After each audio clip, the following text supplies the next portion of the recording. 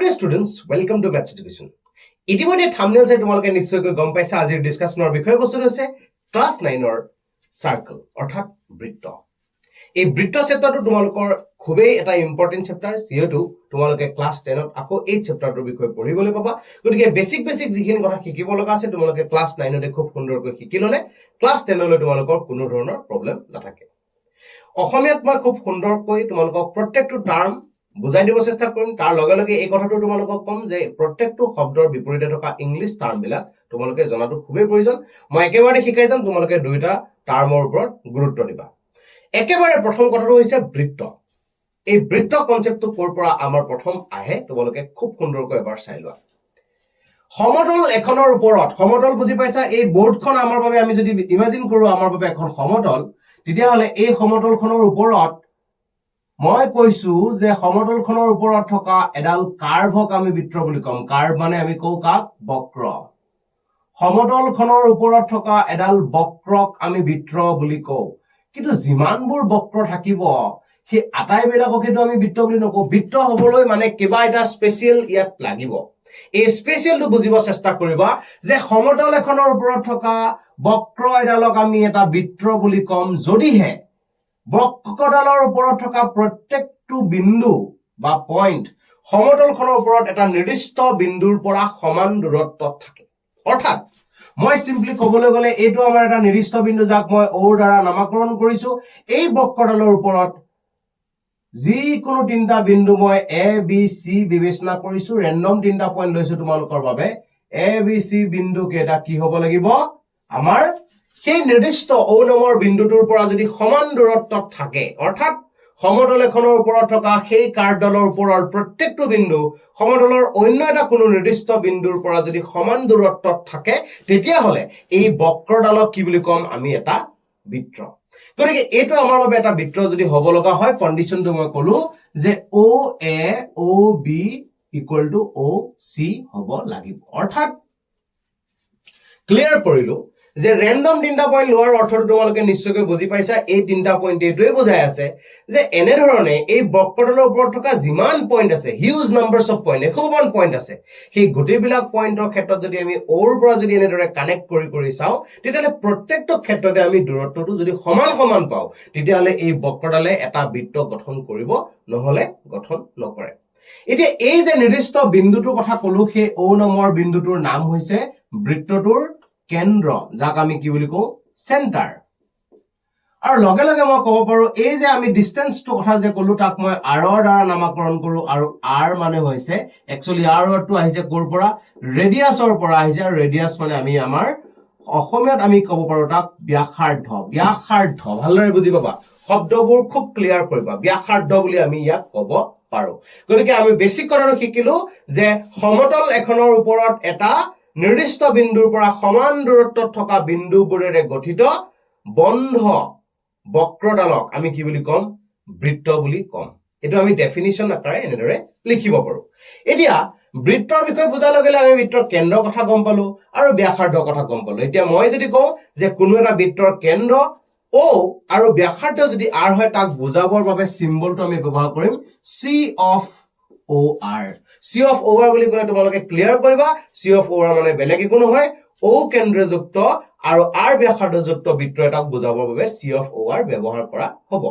এইখিনিলৈকে আমি বেছিক কথা আমাৰ বৃত্তৰ বিষয়ে জানিব লগা আছিল, আমি বুজি পালো।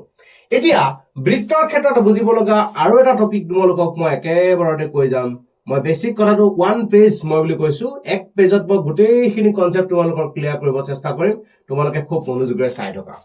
এইটো আচলতে আমি কম্পাছৰ দ্বাৰা এইবোৰ অংকন কৰিম, কিন্তু বৰ্ডত এতিয়া আমি কম্পাছৰ দ্বাৰা আঁকিবলৈ যিহেতু আমাৰ অসুবিধা, গতিকে এনেদৰে চেষ্টা কৰিম, তোমালোকে এডজাষ্ট কৰি ল'বা। ফাৰ্ষ্ট আমি O কেন্দ্ৰযুক্ত বৃত্ত এটা অংকন কৰিলো, আৰু অংকন কৰাৰ পিছত মই যদি কওঁ যে এই বৃত্তটোৰ ক্ষেত্ৰত সি সমতলখনক তিনিটা অংশত ভাগ কৰে। কোনোবা এখন সমতলৰ ওপৰত এটা বৃত্ত যদি আমি অংকন কৰো, তেতিয়াহ'লে সেই বৃত্তটোৱে সমতলখনক মুঠ তিনিটা অংশত ভাগ কৰিব। ভাগ কেইটা কথা যদি মই ক'ব বিচাৰো, একেবাৰে প্ৰথম কথাটো হৈছে আমাৰ বক্ৰডাল। যিডাল বক্ৰৰ কথা আমি কৈ আছো, সেই বক্ৰডালৰ নামেই আচলতে কি? বৃত্ত। সমতলখনৰ ওপৰত O কেন্দ্ৰযুক্ত বৃত্তটো যিডাল কাৰ্ভডাল সেই কাৰ্ভডালক আমি কি বুলি ক'ম সেই কাৰ্ভডালক আমি ক'ম আমাৰ বাবে বৃত্ত আৰু এই বৃত্তটোৰ ক্ষেত্ৰত মই একদম ক্লিয়াৰলি তোমালোকক কৈছো যে পি নামৰ কোনোবা এটা বিন্দু বৃত্তৰ ওপৰত থকা বিন্দু বুলি তেতিয়া কোৱা হ'ব যদিহে O আৰু P সংযোগী ৰেখাখণ্ডডাল অৰ্থাৎ OP ৰ কথা মই কৈছো O আৰু P সংযোগী ৰেখাখণ্ডডাল কি হ'ব লাগিব ৰেডিয়াছৰ লগত অৰ্থাৎ ব্যাসাৰ্ধৰ লগত সমান সমান যদি হয় তেতিয়াহ'লে আমি কম P নামৰ বিন্দুটো বৃত্তৰ ওপৰত থকা এটা বিন্দু বা বৃত্তৰ বিন্দু কি কৈছো মই সমতল এখনৰ ওপৰত থকা এটা বৃত্তৰ ক্ষেত্ৰত P নামৰ এটা বিন্দু বৃত্তটোৰ বিন্দু বুলি কোৱা হ'ব যদিহে সেই বিন্দুটো আৰু কেন্দ্ৰ সংযোগী ৰেখাখণ্ডডাল ব্যাসাৰ্ধৰ সৈতে সমান দৈৰ্ঘ্যৰ হয় দ্বিতীয়তে মই ক'ব পাৰো অন্য এটা বিন্দুৰ কথা বৃত্তটোৰ ভিতৰত মই এটা বিন্দু অংকন কৰিছো আৰু এই O আৰু Q সংযোগী ৰেখাখণ্ডডাল যদিহে ব্যাসাৰ্ধতকৈ চুটি হয় অৰ্থাৎ কোনোবা এটা বিন্দু কিউৰ ক্ষেত্ৰত সেই বিন্দুটোক বৃত্তৰ ভিতৰৰ বিন্দু বুলি কোৱা হ'ব যদিহে সেই কেন্দ্ৰ আৰু সেই বিন্দুটোৰ সংযোগী ৰেখাখণ্ডডাল ব্যাসাৰ্ধতকৈ চুটি হয় গতিকে এই ক্ষেত্ৰত মই তোমালোকক কৈছো যে বৃত্তটোৱে সমতলখনক যে তিনিটা অংশত ভাগ কৰে বুলি কৈছো আসলতে ভাগ কেইটা ভালদৰে চোৱা বৃত্তটোৰ ভিতৰত এটা অংশ মই কালাৰ কৰি দিছো বৃত্তটোৰ বাহিৰত এটা অংশ মই বেলেগ এটা কালাৰ কৰিব চেষ্টা কৰিছো বৃত্তটোৰ বক্ৰডালৰ বাহিৰৰ ফালে যিখিনি অংশ থাকিব সেইটোক কোৱা হ'ব বহিঃ অংশ এক্সটেৰিয়ৰ পাৰ্ট বুলি কম বাহিৰৰ অংশ বৃত্তটোৰ ভিতৰৰ এটা পাৰ্ট বৃত্তটোৰ ভিতৰৰ যিখিনি কাৰ্ভডালৰ ভিতৰৰ ফালে সোমাই থাকিব ইন্টেৰিয়ৰ পাৰ্ট বা অন্তঃৱৰ্তী অংশ এতিয়া কিউ নামৰ বিন্দুটোক বৃত্তটোৰ বাবে এটা অন্তঃবিন্দু বুলি কোৱা হয় ইন্টেৰিয়ৰ পইণ্ট বুলি কোৱা হ'ব কেতিয়া কোৱা হ'ব যদিহে কিউ নামৰ বিন্দুটো আৰু কেন্দ্ৰ সংযোগী ৰেখাখণ্ডডাল ব্যাসাৰ্ধতকৈ চুটি হয় আকৌ R নামৰ কোনোবা এটা বিন্দু বৃত্তটোৰ বহিঃ বিন্দু বা O আৰক আমি O ৰ ক্ষেত্ৰত R নামৰ বিন্দুটোক আমি বহিঃ বিন্দু বুলি যদি ক'ব লগা হয় বা বাহিৰৰ বিন্দু বুলি যদি এক্সটেৰিয়ৰ পইণ্ট বুলি যদি ক'ব লগা হয় then obviously the line segment connecting that center and the point R is longer than the radius অৰ্থাৎ ব্যাসাৰ্ধতকৈ যদি দীঘল হয় ভালদৰে চোৱা ব্যাসাৰ্ধ বুলি ক'লে ইয়াৰ পৰা ইয়ালৈ মাত্ৰ এই টুকুৰাটো যে এক্সটেন্ড হৈ গ'ল বাঢ়ি গ'ল সেইখিনি বাঢ়ি যোৱাৰ বাবে আমি কি কৈছো দীঘল বুলি ক'ব পাৰিছো গতিকে আমি কৈছো যে R নামৰ বিন্দুটো বৃত্তটোৰ বাবে এটা বহিঃ বিন্দু হ'ব লগা হ'লে O আৰু R সংযোগী ৰেখাখণ্ডডাল ব্যাসাৰ্ধতকৈ হ'ব লাগিব দীঘল তাৰ পিছত এই পইণ্ট কেইটা আমি বুজি পালো আমি তিনটা অংশৰ কথা ক'লো গতিকে কোৱেশ্চন তোমালোকৰ পৰীক্ষাত আহিব পাৰে যে এটা বৃত্তই সি থকা সমতলখনক কেইটা অংশত বিভক্ত কৰে কোৱেশ্চন খুব বেছি আহি থাকে এমসিকিউত তোমালোকে লিখিবা তিনিটা অংশত বিভক্ত কৰে অংশকেইটা কি কৈছো মই কালাৰ কৰি দেখাই দিছো তিনটা বেলেগ বেলেগ পৰ্চন মই প্ৰথম কথাটো তোমালোকৰ বাবে বৃত্তটো তাৰ পিছত বৃত্তৰ ভিতৰৰ অংশ তাৰ পিছত আহিব বৃত্তৰ বহিঃ অংশ এতিয়া অন্য এটা কথালৈ আমি পুনৰ যাত্ৰা কৰিম এইবাৰ আমি এটা বৃত্ত অংকন কৰিছো বৃত্ত এটাৰ ওপৰত থকা ভালদৰে মনোযোগ দিবা যিকোনো দুটা বিন্দু সংযোগী ৰেখাখণ্ড যিকোনো বুলি কৈছো মই ইয়াতে এ বি নাম দিছো যিকোনো দুটা বিন্দু মই বিবেচনা কৰিছো বক্ৰডালৰ ওপৰত দুটা বিন্দু বিবেচনা কৰিছো এ আৰু বি এতিয়া এই এ আৰু বি সংযোগী ৰেখাখণ্ডডালক যিকোনো দুটা বিন্দু সংযোগী ৰেখাখণ্ড এডালক আমি ক্লিয়াৰলি ক'ব পাৰো বৃত্ত এটাৰ ওপৰত থকা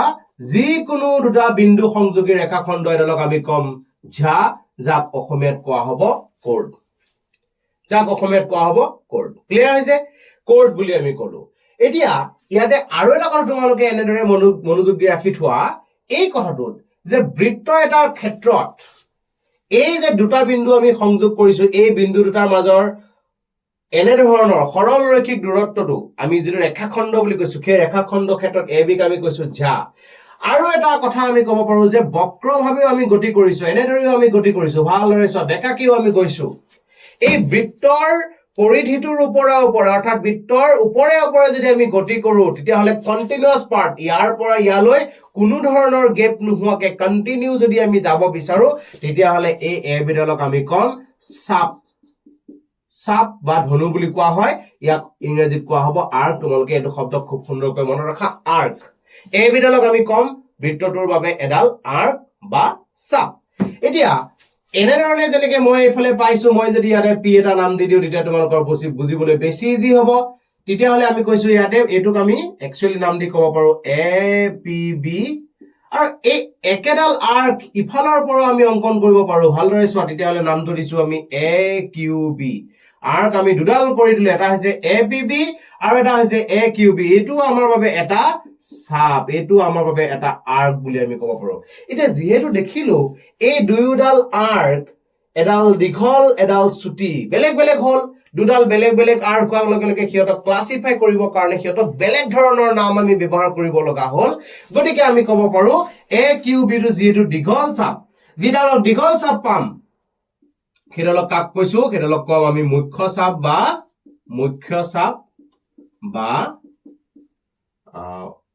মুখ্য চাপ বুলি ক'লে তোমালোকে হ'ব ইংৰাজীত তোমালোকে ইয়াক ব্যৱহাৰ কৰিব পাৰা মেজৰ আৰ্ক আৰু এ পি বি ডালক আমি কম উপচাপ বা আমি কম মাইনৰ আৰ্ক এডাল হৈছে মাইনৰ আৰ্ক আৰু এডাল হৈছে মেজৰ আৰ্ক এতিয়া এই যে ক'লো মই এডাল দীঘল হ'ব এডাল চুটি হ'ব কাতকৈ দীঘল কম্পেয়াৰটো কাৰোবাৰ লগত কৰিব লাগিব কম্পেয়াৰ কৰিবৰ কাৰণে আমি অন্য এটা কথালৈ আগবাঢ়িব লগা হ'ল এতিয়া মই অন্য এটা বিন্দু চি বিবেচনা কৰিছো আৰু এ আৰু চি আমি ইমাজিন কৰি লৈছো কি বুলি ভালদৰে চোৱা এ আৰু চি আমি ইমাজিন কৰিছো একদম বৃত্তটোৰ কেন্দ্ৰৰ মাজেৰে গতি কৰা এডাল জিয়া এ চিডাল এনেধৰণৰ এডাল জিয়া যিহেতু এ আৰু চি বিন্দু দুটা বৃত্তৰ ওপৰতে থকা দুটা বিন্দু আমি ইমেজিন কৰিছো গতিকে এ চি নামৰ ৰেখাখণ্ডডালক আমি ক'ব পাৰো বৃত্তটোৰ ঝা আৰু এই ঝাডালৰ ক্ষেত্ৰত এতিয়া মই কৈছো এই ঝাডাল অলপ স্পেচিয়েল হ'ল নৰ্মেলি এ বি ঝা যিডাল আঁকিছিলো এই এ চি ঝা কিন্তু অকণমান পৃথক হৈছে এনেধৰণে পৃথক হোৱা মানে অৰ্থটো হৈছে বৃত্তৰ কেন্দ্ৰৰ মাজেদি সি গতি কৰিছে কেন্দ্ৰৰ মাজেদি গতি কৰাৰ লগে লগে এনেধৰণৰ কোনোবা এডাল ঝাক আমি নাম দিম বৃত্তটোৰ ব্যাস মনোযোগ দিবা বৃত্তটোৰ ব্যাস যাক কোৱা হয় এ চি আমাৰ বাবে হৈছে বৰ্তমান ব্যাস যাক ইংৰাজীত আমি কম ডায়ামিটাৰ বুলি কম বৃত্তটোৰ ব্যাস এতিয়া এ চি নামৰ ব্যাসডালৰ ক্ষেত্ৰত এতিয়া যদি আমি মনোযোগ দি চাওঁ যে এ কিউ চি মনোযোগ দি চাবা এ কিউ চি এই টুকুৰাটো আকৌ এফালে মই কৈছো যে এ পি চি এই আৰ্কডাল এ পি চি দুডাল আৰ্ক মই পালো অৰ্থাৎ এটা বৃত্তৰ অন্তিম বিন্দু দুটা বা শেষ বিন্দু দুটাই বৃত্তটোক দুটা সমান চাপত বিভক্ত কৰে আৰু প্ৰত্যেকটো চাপক এই দুটা চাপৰ দৈৰ্ঘ্য সমান হ'ব আৰু দুয়োটা চাপকে আমি কম অৰ্ধবৃত্ত মনোযোগ দিবা অৰ্ধবৃত্ত যাক কোৱা হয় ইংৰাজীত সেমি সাৰ্কেল অৰ্ধবৃত্ত বা সেমি সাৰ্কেল বুলি কম আৰু মনোযোগ দিবা এই যে মই অকণতে কৈছো চুটি দীঘল কথাষাৰ যে তোমালোকক কৈ আছিলো ইয়াৰ অৰ্থটো যিডাল চাপ বৃত্তটোৰ অৰ্ধবৃত্ততকৈ দীঘল হ'ব সেইডালক কোৱা হ'ব মুখ্য চাপ আৰু যিডাল চাপ অৰ্ধবৃত্ততকৈ চুটি হ'ব তাক কোৱা হ'ব উপচাপ এটা তোমালোকে উপচাপ আৰু অধিচাপ বুলি ক'ব পাৰা মুখ্য চাপ গৌণ চাপ এনেধৰণৰ শব্দ ইয়াত ব্যৱহাৰ কৰে ইংলিছ টাৰ্মটো বুজিবলৈ বেছি ইজি হৈ আছে এটা হৈছে মেজৰ মানে দীঘল আৰু মাইনৰ মানে হৈছে চুটি গতিকে এই দুটা টাৰ্ম তোমালোকে মনত ৰাখি থবা এইটো হৈছে আমাৰ বৃত্তৰ বিষয় এইখিনিত আৰ্কৰ কথা আমি বুজিবলগীয়া এতিয়া আৰ্কৰ কথা কোৱাৰ লগে লগে আৰু এটা সৰু টপিক তোমালোকক কৈ দিলে আমাৰ বেসিক যিকন বৃত্তৰ বিষয়ে জানিব লগা আছে খুব সুন্দৰকৈ ক্লিয়াৰ হৈ যায় গতিকে তোমালোকক যদি কোৱা হয় যে ইয়াত মই যদি এ পি বি চাপটো আৰু এ বি অংশক যদি মই এনেদৰে কালাৰ কৰি দিও এইখিনিক মই বন্ধ কৰি দিছো টুকুৰা এটা পালো মই নামটো দিছো এ পি বি এ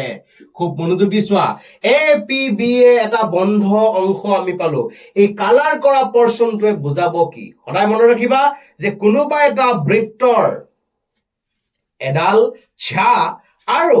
কৰেস্পন্ডিং যিডাল আৰ্ক থাকিব সেই আৰ্কডালক অনুৰূপ যিডাল আৰ্ক থাকিব চাপ থাকিব সেইডালে আগৰি থকা এডাল ঝা আৰু এটা চাপে আগৰি থকা যিটো অংশ সেই অংশটোৰ নাম হ'ব আমাৰ বাবে বৃত্তখণ্ড যাক কোৱা হয় সেগমেন্ট বৃত্তখণ্ড বা সেগমেন্ট বুলি কোৱা হয় আৰু এইটো হৈছে আমাৰ বাবে এটা সেগমেন্ট একেদৰে কালাৰ্ড এণ্ড নন কালাৰ্ড দুয়োটাই আমাৰ বাবে একোটা সেগমেন্টক বুজাই আছে এইটো এটা সেগমেন্ট এইটো এটা সেগমেন্ট এতিয়া ইয়াতে কথাটো আমি দুটা সেগমেন্টক পৃথক কৰিবৰ বাবে কিছু সময় আগতে শিকিছো এটা কোৱা হ'ব মাইনৰ সেগমেন্ট আৰু এটা কোৱা হ'ব মেজৰ সেগমেন্ট ক্লিয়াৰ হৈছে তাৰ পিছত আৰু এটা কনসেপ্ট আমি এইখিনিতে ল'ব পাৰো মই এইখিনি তোমালোকৰ বাবে অংকন কৰি দিছো বৃত্তটো এইখিনি চোৱা আমাৰ বাবে এনেদৰে এটা বৃত্ত অংকন কৰিছো আৰু সৰু এটা কনসেপ্ট আমাৰ বাকি আছে সেই কনসেপ্টটো ললে তোমালোকে এক্সাৰসাইজ 10.1 যি আছে তোমালোকৰ ক্লিয়াৰলি কৰিব পৰা হ'ব দুডাল ব্যাসাৰ্ধ আৰু ব্যাসাৰ্ধ দুডালৰ অন্তিম বিন্দু দুটাক সংযোগ কৰা এই অৰ্চনটো ভালদৰে চোৱা দুডাল ব্যাসাৰ্ধ আৰু এটা চাপ দুডাল ব্যাসাৰ্ধ আৰু এটা চাপে আগৰি থকা যিটো বন্ধ অংশ মই কালাৰ কৰিছো সেই অংশটো কোৱা হ'ব বৃত্তাংশ এটো কোৱা হ'ব বৃত্তাংশ যাক কোৱা হয় সেক্টৰ অফ এ সাৰ্কেল এটো হৈছে আমাৰ বাবে এটা সেক্টৰ গতিকে কি কৈছো মই এটা সাৰ্কেলৰ ক্ষেত্ৰত এটা বৃত্তৰ ক্ষেত্ৰত আমি এটা দুডাল ৰেডিয়াস দুডাল ব্যাসাৰ্ধ আৰু কিহতৰ কৰেসপন্ডিং আৰ্কডালে আগৰি থকা যিটো বন্ধ অংশ সেই অংশটোক আমি কম বৃত্তাংশ আৰু বৃত্ত কলা বুলিও ইয়াক কোৱা হয় কেতিয়াবা তোমালোকে সেক্টৰ শব্দটো তোমালোকে একেলগে মনত ৰাখি থবা এতিয়া ইয়াৰ ক্ষেত্ৰটো কনসেপ্ট একেটাই এই কালাৰ্ড আৰু নন কালাৰ্ড দুটা বেলেগ বেলেগ বৃত্তাংশ আমি পাইছো আৰু এই দুয়োটা বৃত্তাংশৰ ক্ষেত্ৰত য'ত চুটিয়া আৰ্কডাল জড়িত থাকিব তাক কোৱা হ'ব মাইনৰ সেক্টৰ আৰু য'ত দীঘল আৰ্কডাল থাকিব তাক কোৱা হ'ব মেজৰ সেক্টৰ এতিয়া এইখিনি আমি বেসিক কথা তোমালোকে সাৰ্কেলৰ ক্ষেত্ৰত জানিবলগীয়া হয় ইয়াতে সৰু পইণ্ট তোমালোকৰ এটা মনত ৰাখিবলগীয়া পইণ্ট তোমালোকে ক্লিয়াৰ কৰি লোৱা এই পইণ্টটো হৈছে যে বৃত্তৰ ক্ষেত্ৰত আমাক কোৱেশ্চন সোধে কেতিয়াবা কোৱেশ্চনটো হৈছে longest chord of a circle অৰ্থাৎ বৃত্ত এটাৰ আটাইতকৈ দীঘল যিডাল ঝা সেই ঝাডালৰ নামটো কি আমি ক'ব পাৰো সেইডালৰ নাম হৈছে ব্যাস মনত ৰাখি লবা বৃত্তৰ আটাইতকৈ দীঘল ঝাডালৰ নাম হৈছে ব্যাস বা ব্যাস এনে এডাল যিডাল বৃত্তটোৰ কেন্দ্ৰৰ মাজেৰে গতি কৰে গতিকে এইটো তোমালোকৰ বেসিক পইণ্ট খুবেই এটা ক্লিয়াৰ কৰি ৰাখিব লগা এটা পইণ্ট তোমালোকে ক্লিয়াৰ কৰি লোৱা আৰু তাৰ পিছত একেলগে তোমালোকে কৈ থৈ দিয়া যে ব্যাসডালে বৃত্তটোক দুটা সমান অংশক ভাগ কৰে আৰু দুয়োটা অংশকে আমি কি বুলি ক'ব পাৰো একোটা অৰ্ধবৃত্ত বুলি আধা বৃত্ত বুলি ক'ব পাৰো